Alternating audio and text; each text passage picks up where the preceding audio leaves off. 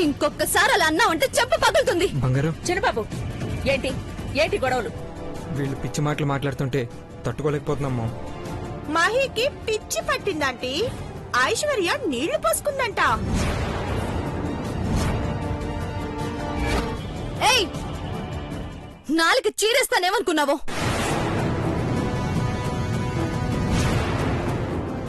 ఐశ్వర్య ఆగమ్మా. లేదంకుల్, నేను కన్సీవ్ అయ్యాను.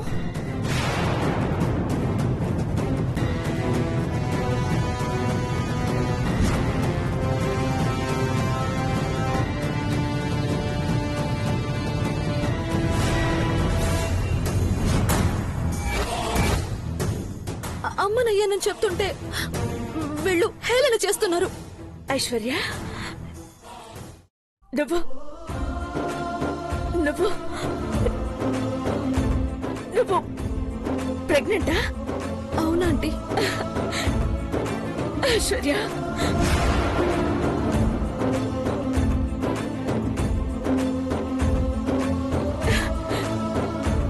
నిజమా? అవునంటీ, నేను ఈ జన్మకి తల్లిని కాలేనని వీళ్ళు ఇన్సల్ట్ చేస్తున్నారు.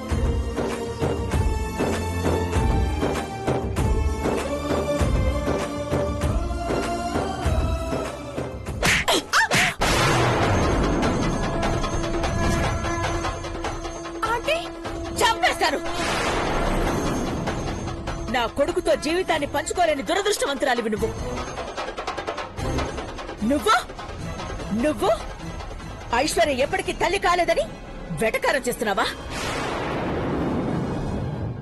మెళ్ళో తాళి పడింది అంటేనే కడుపున కాయపడాలి. ఆ భాగ్యం లేనిదానివి ఇంకొకరిని ఎలా అంటావు? అంటే అప్పుడు అలా అయ్యిందని మాట్లాడకు. మాట్లాడితే మర్యాద పోతుంది. అవుట్.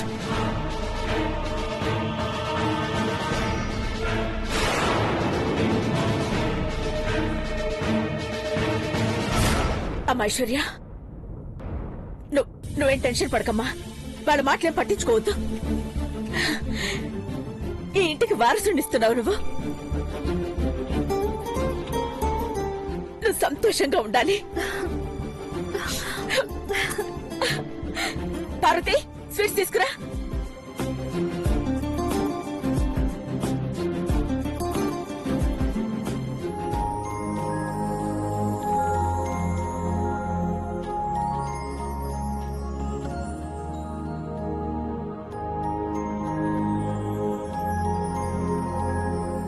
మహి,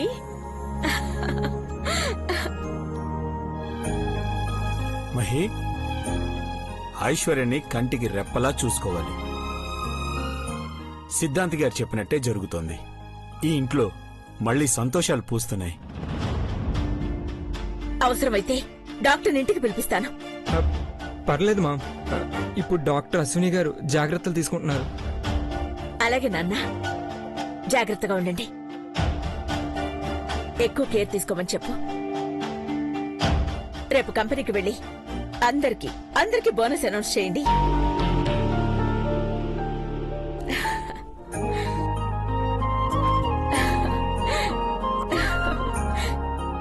పార్వతి, అమ్మగారు, పెదబాబుని తీసుకెళ్ళు.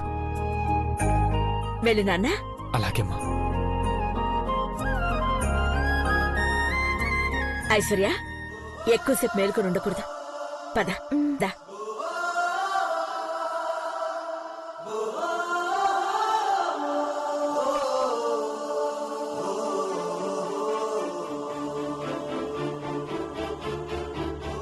తొమ్మిది నెలల పాటు అబద్ధాన్ని నిజం నమ్మించాలి. నిజం ఉన్న చోట అబద్ధంగా మేనేజ్ చేయాలి.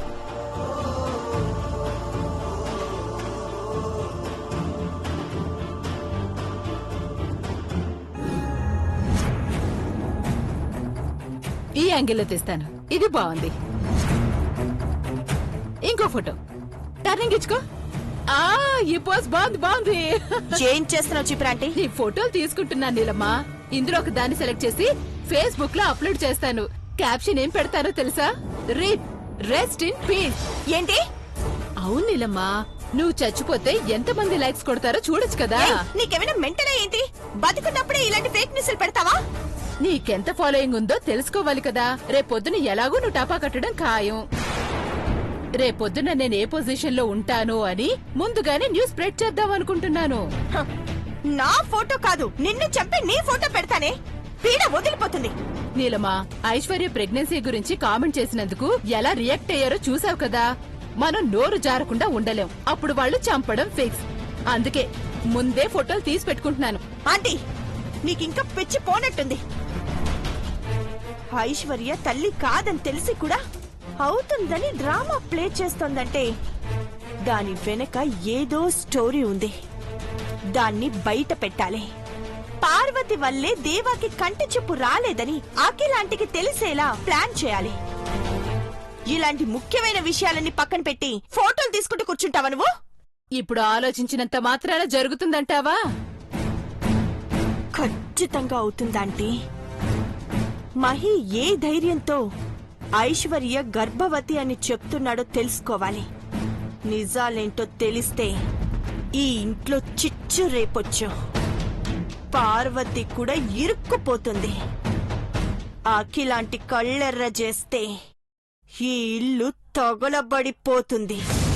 హ, మన వంటే గిట్టని అఖిలాంటి మనల్ని దగ్గరికి తీసుకుంటారు. ఈ రెండు విషయాలని మనం క్యాష్ చేసుకోవచ్చు ఆంటీ. ఆంటీ దృష్టిలో మనకి స్థానం ఏర్పడుతుంది. అర్థమయ్యిందా? ఏం చేస్తే నువ్వు చెప్పినట్టు జరుగుతుంది? అర్జెంటుగా పండిత్ యోగేశ్వర్ నెంబర్ సంపాదించాలి. సేమ్ టైంలో ఐశ్వర్యని టెస్ట్ చేసే డాక్టర్ ఎవరో తెలుసుకొని అసలు విషయాన్ని బయట పెట్టాలి. మొబైల్ దానికోసం వాడు, అంతేకాని ఇలాంటి పిచ్చి ఫోటోలు తీయడానికి కాదు. చెంపదెబ్బలు లేకుండా సాఫీగా జరిగే పనులే కదా. బా, ఈ పని చేయకపోతే మనకి దెబ్బలు కాదు, దండలు పడతాయి. అంటే ఫేస్బుక్ లో మన ఇద్దరు ఫోటోలు వస్తాయన్నమాట. ఏయ్! ఆంటీ నిన్ను!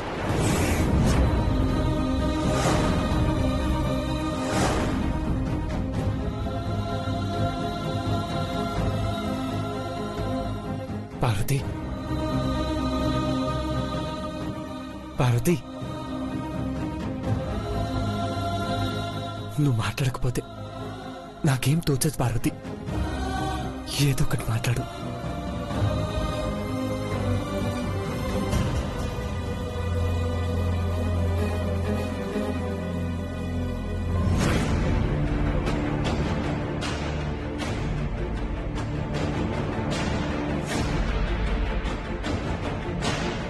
తీసుకోండి. ఎవరు మాట్లాడకపోయినా పర్లేదు కానీ నువ్వు మాట్లాడకపోతే నాకు పిచ్చెక్కినట్టుంటుంది పార్వతి. దీన్ని ఎందుకు వేసుకోవాలి? నాకు చూపు రావాలా? అవసరం లేదు. నేను ఇలాగే ఉంటాను, చీకట్లో మగిపోతాను. నా ప్రాణమైన నువ్వు నన్ను దూసిలా చూస్తే ఇక నేను ఎవరి కోసం జాగ్రత్తలు తీసుకోవాలి?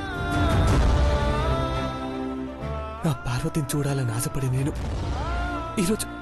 ఈరోజు తన మాట వినకుండా ఉంటే ప్రాణం పోతున్నట్టుగా ఉంటుంది. నన్ను అర్థం చేసుకునే పార్వతి ఎందుకు ఇలా చేస్తుందో తెలియట్లేదు. మందులు వేసుకోకపోతే అమ్మగారిని అవమానించినట్టే. మన మధ్య ఎన్నున్నా బాధ్యతనైతే మర్చిపోరాదు. మందులు వేసుకోండి, నేను గది బయటే ఉంటాను. పార్వతి, ఎందుకు ఇలా చేస్తున్నావు పార్వతి? నువ్వు గది బయట ఉంటే వాళ్ళందరూ ఏమనుకుంటారు? అవన్నీ నాకు తెలియదు పెద్దబాబు గారు. అమ్మగారి నమ్మకాన్ని నిలబెట్టుకోలేనప్పుడు నేను బయటే ఉండాలి. పార్వతి, నా గుండె చప్పుడు విను పార్వతి. నా మనసులోకి చూడు పార్వతి. నువ్వు నా మాట వినట్లేదు, నా మాట నమ్మట్లేదు. సరే,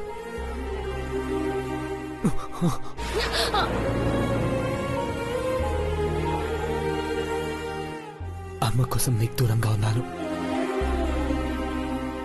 ఇప్పుడు అమ్మకు నువ్వు ఇచ్చిన మాట కోసం దూరంగా ఉంటాను. నువ్వు ఇచ్చిన మందులు వేసుకుంటాను.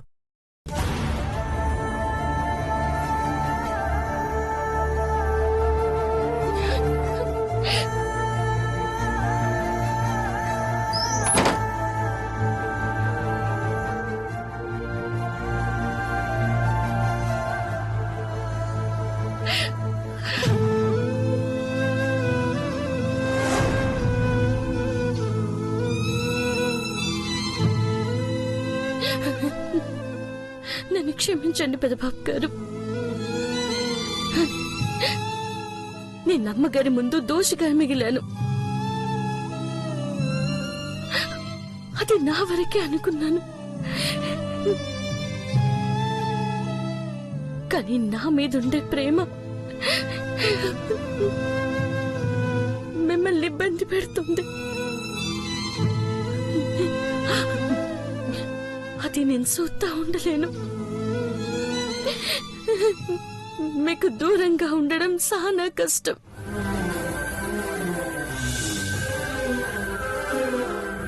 ఈ పాపిష్టి దాని కోసం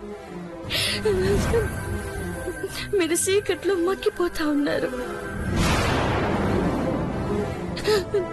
మీ కళ్ళల్లో ఉండే చీకటి నేనే పెదబాబు గారు.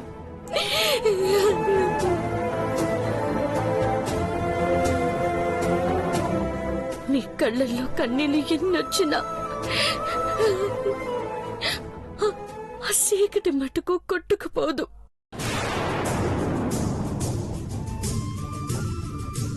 నాలాగే అంటి పెట్టుకుని మీ కాడే ఉంటది పెదబాబు గారు.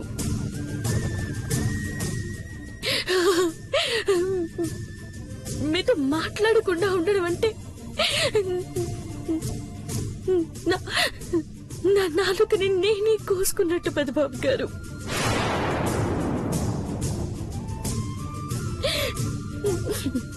నేను మూగదాన్ని అయిపోయినా బాగుండేది. నా గుండె మూగగా ఇప్పుడు రోధిస్తున్నది.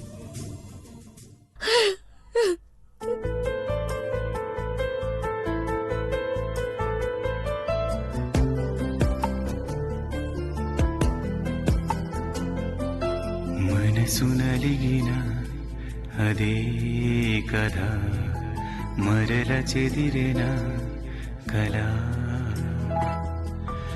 ఎదలు కలిసిన చెరో వ్యధ కలత మిగిలిన ఇలా జతగా సాగే ప్రేమ వెతగా మారేమో తీరాలకే ఎలా చేరును ఈ మౌనాలలో అలా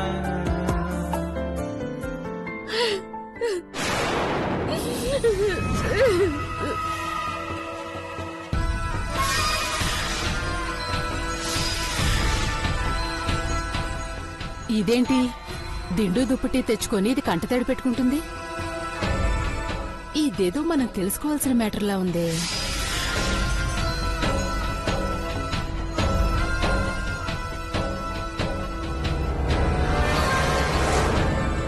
నీలు నీలు బా ఏంటంటీ? నువ్వు హ్యాపీగా ఫీల్ అయ్యే విషయం ఒకటి చెప్పనా? ఆ పార్వతి ఏడుస్తోంది. అదో ఏడుపు మొహం ఎప్పుడలా ఏడుస్తుంటుంది. నువ్వు కుళ్ళుతాలా అంటున్నావు కానీ నీ కళ్ళతో వచ్చి చూడు. పిల్లో తెచ్చుకొని దేవా గది బయట ఉందంటే ఏంటి దాని అర్థం? అంటే ఏదో జరిగిందనే కదా. దాన్ని నువ్వు అనుకూలంగా మార్చుకోవాలి. నీలు పద పద పద. అంటే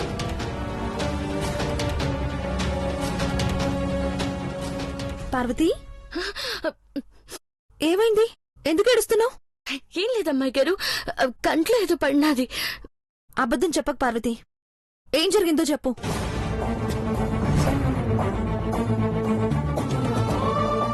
బావగదిలో నుంచి నువ్విలా బయటకొచ్చి ఏడుస్తూ కూర్చున్నావంటే నీ మనసులో యుద్ధం జరుగుతుందని అర్థమవుతుంది. మీరిద్దరూ సీతారాముల్లా ఉంటారు. ఎన్ని కష్టాలొచ్చినా వాళ్ళు విడిపోరు. వాళ్ళ మధ్య దూరం పెరగదు.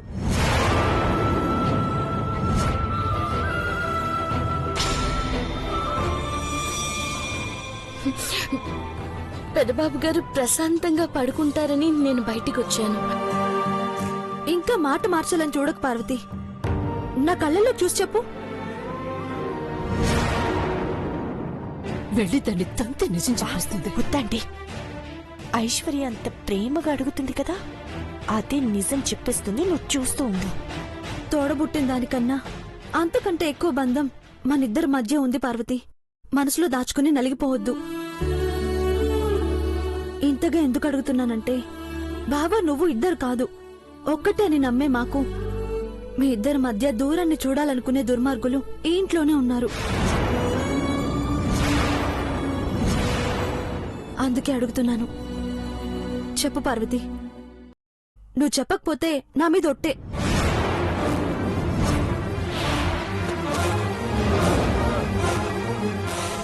అట్ట అనకండి అమ్మాయి గారు. అయితే చెప్పు. అమ్మాయి గారు, పెదబాబు గారి కళ్ళల్లో ఇంకా చీకటి ఉండడానికి కారణం నేనే.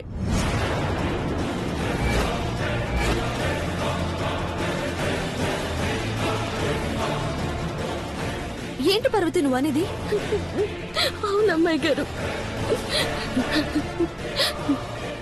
నన్ను కాపాడాలన్న ఉద్దేశంతో పెదబాబు గారు పండిట్జీ కాడికి పోలేదు. విన్నావా నీలు? ఇప్పుడే అక్కతో చెప్పి ఆగంటే నువ్వు. నేను చెప్తాను కదా, నీకెందుకంత తొందర? నోరు మూసుకో. పార్వతి, నువ్వంటే బావకి ప్రాణం కాబట్టే నిన్ను కాపాడుకోవాలని అలా చేశాడు. అక్కడ ఏం జరిగిందో నాకు తెలీదు, ఇక తెలుసుకోవాలని కూడా నాకు లేదు. మీరు బాగుండాలి పార్వతి. ఈ నిజం నాకు చెప్పావు సరే, ఇక దాని గురించి ఇంకెవ్వరికీ తెలియాల్సిన అవసరం లేదు, ముఖ్యంగా ఆంటీకి. అర్థమైందా?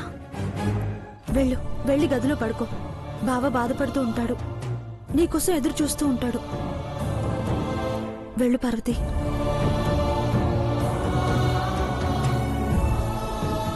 వెళ్ళు పార్వతి.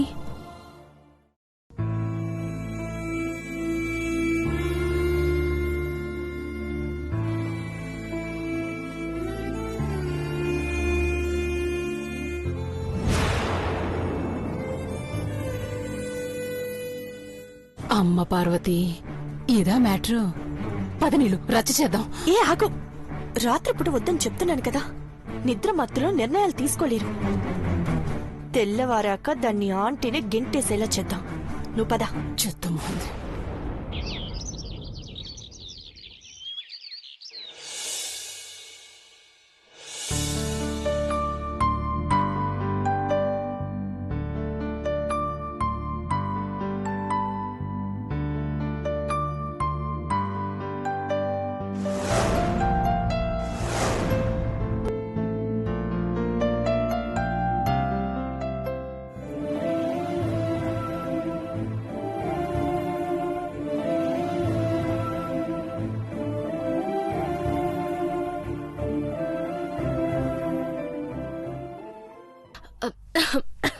ఎవరు? కాళ్ళ పట్టిల సప్పుడైతేనే పార్వతి అనేటోళ్ళు. గొంతు సప్పుడైనా గుర్తుపట్టలేకపోయారా పెదబాబు గారు? ఓ పార్వతి, ఏంటిలా వచ్చావు? కాఫీ తాగు. నేను తాగనీకి కాదు, మీరు తాగనీకి. పర్లేదులే, ఇక నుండి నా పనులు నేనే చేసుకోవాలని డిసైడ్ అయ్యాను. కిందికొచ్చి తాగుతానులే, నువ్వు వెళ్ళు.